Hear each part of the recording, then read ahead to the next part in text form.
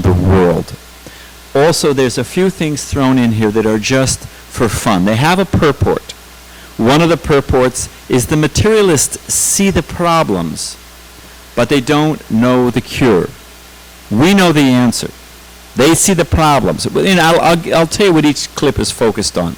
And this one is the longest. This is about 15 minutes. The others are like a minute, 2 minutes. But I think you're going to have some fun. So what this is the longest one and the most of philosophical content. But this is the presentation made to the GBC this year in Mayapur about the chandelier. You know, there's the Temple of Vedic Planetarium. Prabhupada said they'll reroute flights, airplanes to fly over it. We're getting inquiries from History Channel, from Time Magazine, from so many different things. The Science America. They're asking, when is this going to open? They're already thinking about it. So it's going to have a very powerful effect. And what did Prabhupada put in the middle of the most prominent preaching program in ISKCON? The 5th canto of the Bhagavatam on how the universe is structured. Prabhupada was not one to back away from challenging. Prabhupada said the missing link is my foot in their face. So this is a big boot, you know. So, but it's all, I don't want to take up too much time, but Sadhaputa Prabhu, the smartest person I ever met in my life, worked on this, Charnarenu Mataji, PhD in, astrophysics. I can barely find my way back to Walmart with the GPS, and they're out there on the edges of the cosmos. So we're ready for the challenge. We're ready to take them on. So without further ado, take it away, Archita Prabhu. So at the bottom of the planetary display, we have Shesha holding up the earth. This is Shesh, the empowered incarnation. There we have Ananta speaking Bhagavatam to the 4 Kumaras, and above, the 7 subterranean planets. Here we can see Jambudvip, the central island of Bhumandala, and Bharatvarsha is situated on the southern side of that. There's 8 other Varshas, with Ilavrita Varsha in the center, various supporting mountains with large trees upon them, described in Srimad Bhagavatam. In the very center of Ilavrita Varsha is Mount Meru, Golden Mountain. Atop Mount Meru are the cities of important demigods, Lord Brahma in the center, the 8 Dikpalas in the cardinal directions and sub-directions. Moving out, we can see the broader Bhumandala, 7 concentric islands and oceans surrounding them. The 7th of these islands is Pushkaradvip. On that island is Manasotra mountain, and on the mountain there is various cities of demigods such as Indra. Out further is Lokaloka mountain. These large elephants stand atop Lokaloka mountain to balance Bhumandala. Outside of Lokaloka mountain is Aloka Varsha, which is dark. The rays of the sun and the other luminaries extend up to Lokaloka mountain. On Manasotra mountain here on Pushkaradvip, the sun travels above this mountain at the southernmost point of its annual orbit. Above Bhumandala is Bhuvaraloka, which is the residence of the Charanas, Siddhas, Yakshas, Gandharvas, and above there is Swargaloka, beginning from the sun and extending up to the pole star Dhruvaloka. This is the moving part of the planetary display. Here we can see the sun and the moon moving in their chariots. The chariots are being drawn by horses moving in the anti-clockwise direction, but they're traveling with the wheel of time, moving in the clockwise direction faster, so it looks as if they're moving backwards. Above them are the zodiac of stars, more planets, and another realm of stars. So here we can see everything moving with the Kala Chakra, circumambulating the axis that connects Mount Meru with Dhruvaloka. Above these planets, we come to the planet of the 7 sages, the Saptarshi. You can see them here. They're commonly known as the Big Dipper, and then Dhruvaloka, the pole star. On the ocean of milk situated there, Kshirodakshaya Vishnu, who is the Paramatma within everyone's heart, he resides on Ananta Shesh. Moving up beyond there, we have Mahaloka, Janaloka, Tapaloka, and Satyaloka. In this video, we haven't included many of the details for there, but on Mahaloka, Janaloka, Tapaloka, we have residences of the Lord, such as Lord Varaha, Lord Vamana, and so on. Here's Brahmaloka, and on Brahmaloka, we also have a form of the Lord Garbhodakshaya Vishnu as the Sahasra Shirsha Purush. Beyond there is the 7 coverings of the universe, earth, water, fire, etc. And outside of the universes is the abode of Lord Shiva, Shiva Loka. There he resides eternally. Beyond Shiva Loka, we come to Mahavishnu, Karanodakashaya Vishnu, with innumerable universes that are emanating from the pores of his transcendental body. Here you can see him being served by Rama Devi. Then we come to the Brahmajyoti, the effulgence of the Lord's transcendental body. Penetrating through the Brahmajyoti, we come to the Vaikuntha planets. We're showing 24 planets of the Vaikuntha realm in this model. The Lord with 4 arms is holding the conch, disc, club, and lotus, and the various combinations of those 4 make 24. Then we come to Goloka Vrindavan. Here we can see Radha Madhava, but we'll also be showing the other primary rasas. Krishna with the cowherd boys, Krishna being served, Krishna with Mother Yashoda. So this is an overview of the planetary display to be shown in the main dome of the temple. So at the bottom of the planetary display we have Shesha holding up the earth. This is Shesh, the empowered incarnation. There we have Ananta speaking Bhagavatam to the full. I think it's playing again, isn't it? Yeah. So we're going to show you something. Where's the... It's an amazing picture. But let me ask you this. Shouldn't it be an amazing, mind-blowing picture? Should the structure of the universe be something that anybody in 6th grade, 12-year-old kid can get 9 styrofoam balls, paint them different colors, and hang them like a, whatever you call it, like a mobile, and that's the secrets of the universe? I mean, anybody here in science in 6th or 7th grade make a model of the universe? I know I did. And how is it that a 12-year-old kid, can understand? It should be an absolute mind-blower. But this model, everything the modern cosmologists can explain, because a model should explain the phenomena we experience.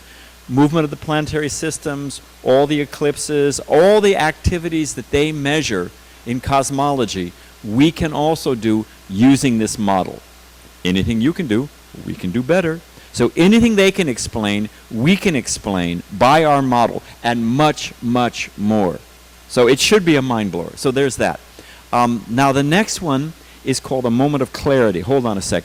This was sent to me by Jayadvaita Swami, and it's gender directed, but it could be either gender. It could be the man or the woman. This one is an advertisement. This is actually a commercial for water. But I was saying they see the problems, but they don't know the answers. The problem of this is not the woman. The problem is entanglement in family life and losing one's clarity of what the purpose of life is. So don't get hung up on the gender, but get the purport of the thing. They see the problem. They're waiting for devotees. They're waiting to get a book. They're waiting to get an example. They're waiting to get the answers. They know the problems, many of them. So here goes a moment of clarity.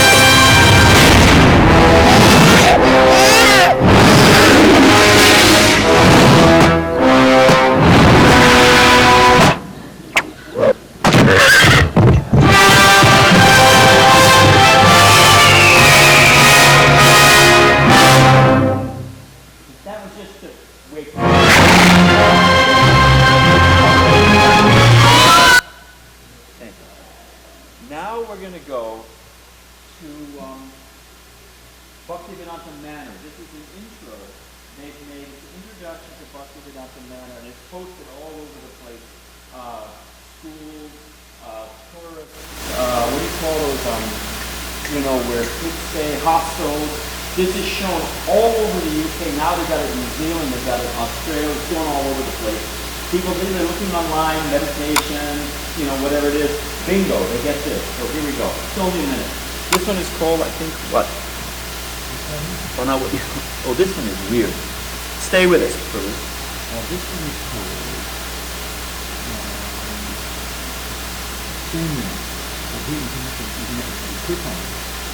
And it's going to go to... Oh, it's fantastic. It's working. Thank you.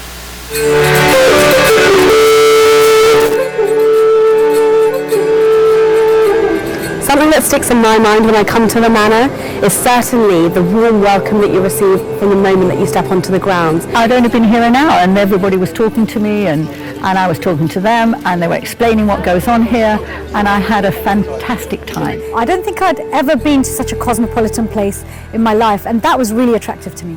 This is a total difference to my normal way of life, and but I love and enjoy the cultural difference. It's an oasis for thirsty souls and minds, and there's a lot of healing, peace, love and tranquility and wisdom. I think the concept of self-realization gives you a confidence that a lot of things in this lifetime, in this world, don't give you in the same way.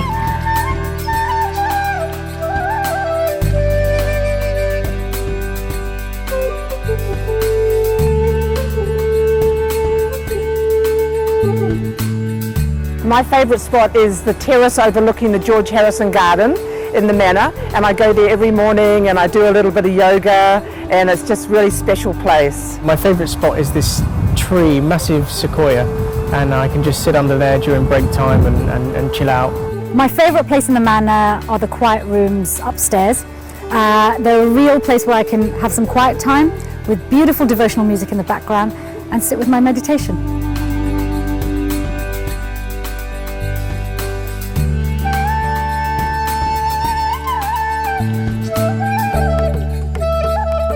The cows are actually really affectionate when you get to know them. They respond to their names and they love it when you feed them, and it's probably the best place for me. When I drive through the gates, everything falls away. All my busy life falls away and I become very calm. And I don't know where it's coming from. It's just beautiful and I love it very much. Very, very much.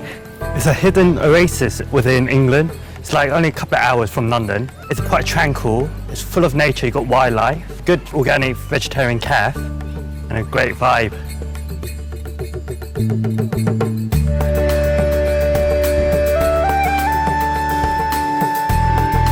During week you're running through the city, seeing clients, stress, obligations, deadlines, budgets, and then you come here and it's just peaceful, nice, quiet, you meet like-minded people. You start again thinking about what's really important in your life.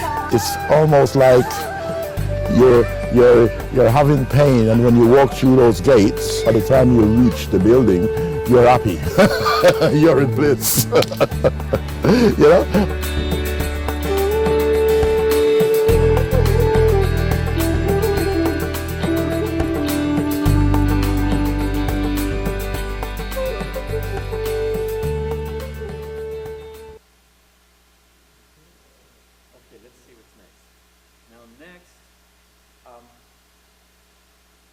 Just for fun.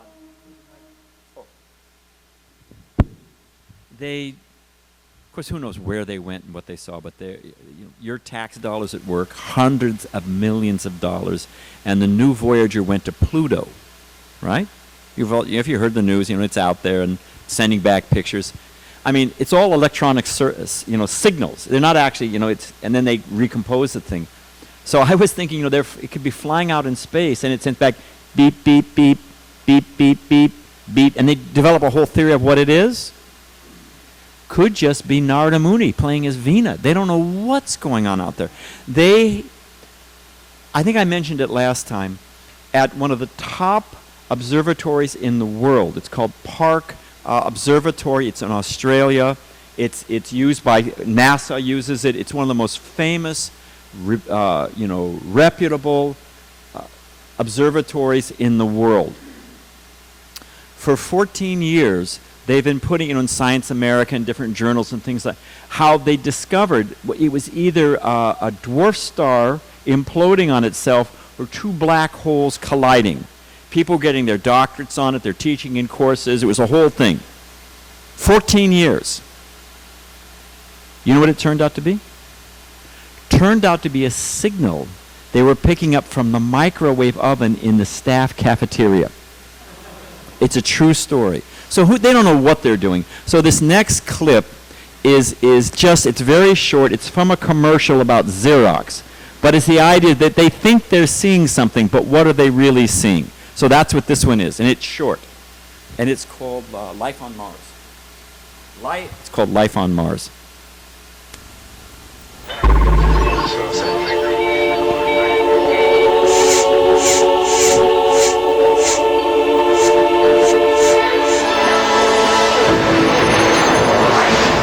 Vigy balra 20 fokkal.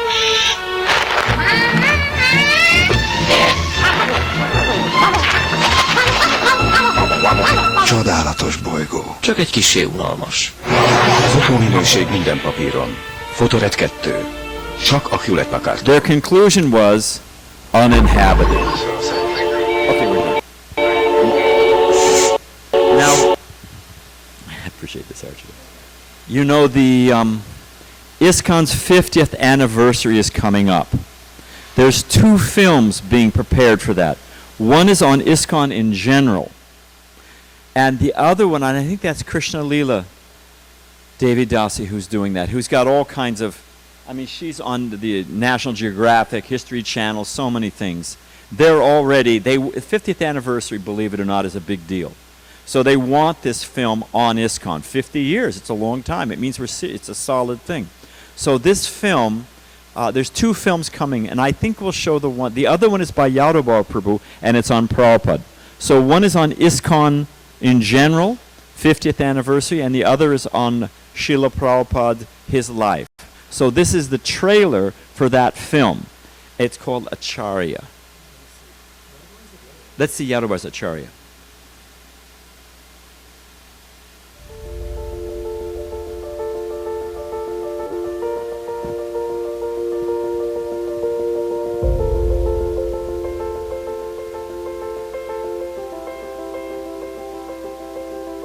Hare Krishna, Krishna Krishna, Hare Hare. A hypnotic rhythmic chant of 16 words has replaced LSD. Is there a way to fix this? Because it's going to break. It's a really moving clip. Nobody knows what the problem is. Wait, I'm asking. Yeah, who knows the problem? How long would it take to fix it? 2 minutes. When you 2 minutes, you'll Okay, thank you. No, we should fix it. We need to actually work it. And in the meantime, let's show something else. All right. Well, Hare Krishna, Krishna. I don't want to take away from it. You'll see. Then we have we have 2 more that are short, and they're on again seeing the problem but not knowing the answer. We know the answer. Can we run? Why don't we just, because the short ones don't seem to have the problem. Why don't you try running? Oh, okay. Sure. Anyone time it?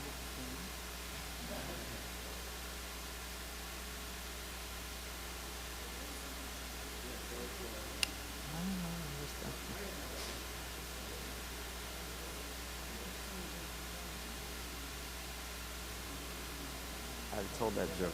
Yesterday.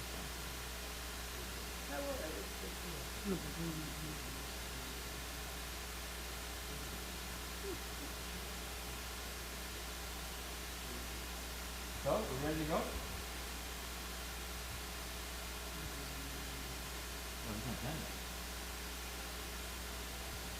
will know the level of professional if he kicks it.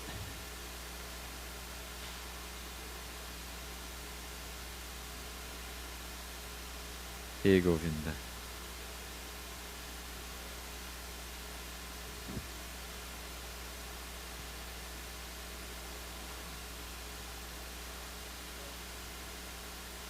That doesn't bode well. Krishna, Krishna, Krishna. And you need a moment of prayer.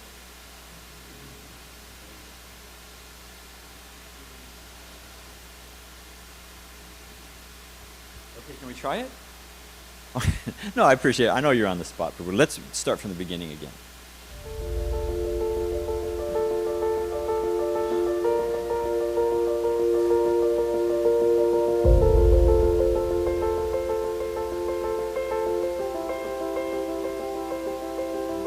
Hare Krishna, Krishna Krishna, Hare Hare.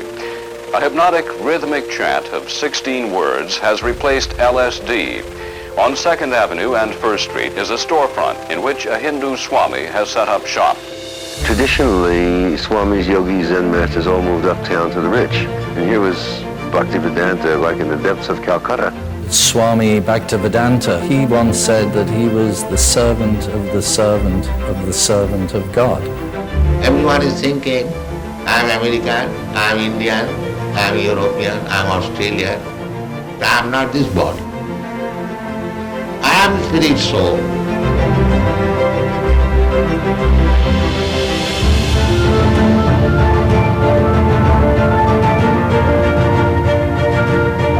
The young people were not satisfied. They were looking for something more.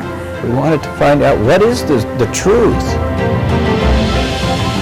At the age of 70, Srila Prabhupada just left everything that was known to him. He said, I want to go to America. I said, are you crazy? Old man, you are going to die. He was fearless and he was bold. He did not give up his dream. He had this one spirit, one calling in his heart.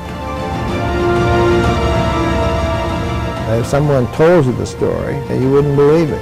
So I went to America alone. All by himself, a trunk of books, 40 rupees. It was impossible. But Srila Prabhupada had faith. Prabhupada had a vision for the world from day one. He wanted to embrace the world.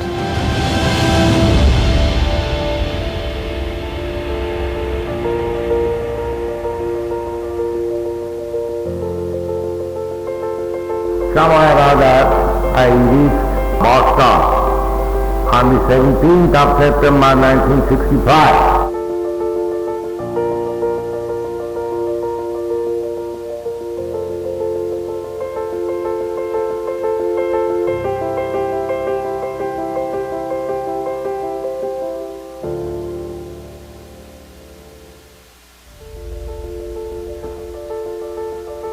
No solution, huh?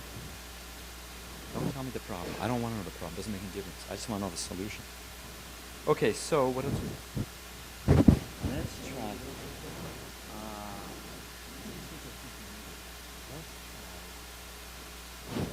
Okay, try life one. Again. They know the problem. They don't know the answer.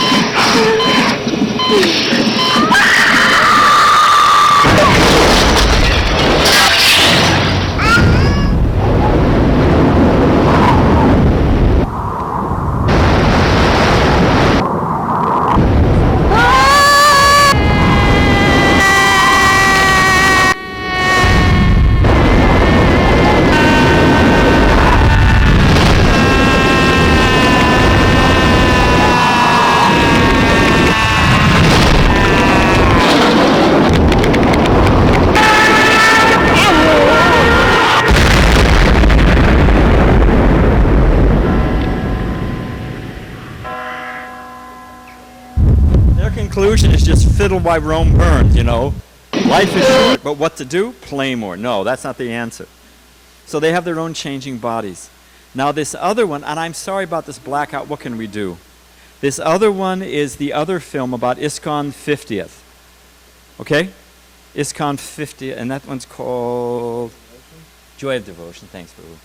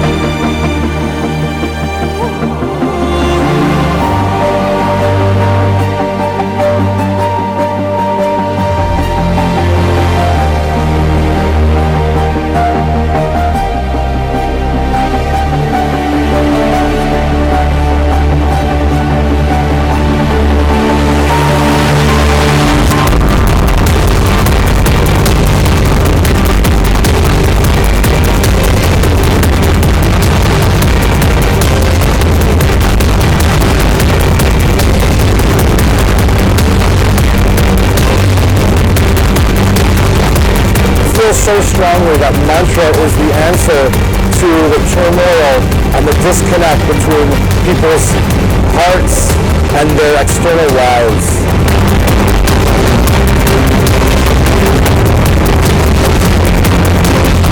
I made close to $170,000 in my first year. Over time, it became clear to me that money doesn't really buy happiness, doesn't really buy true love. I tried to bring a certain element of humanity in a place that was all about money. Eco Value Foundation is mainly dealing with environmental, economic and social sustainability. I felt like I wanted to come back and teach in the Grotto because I had such a nice experience here. All my friends grew up here, we all grew up as one big family, one big community. There's no satisfaction greater than being an instrument of God's grace to people in need on all levels. We're grateful to these children that they allow us the highest privilege of serving them and being blessed by doing so.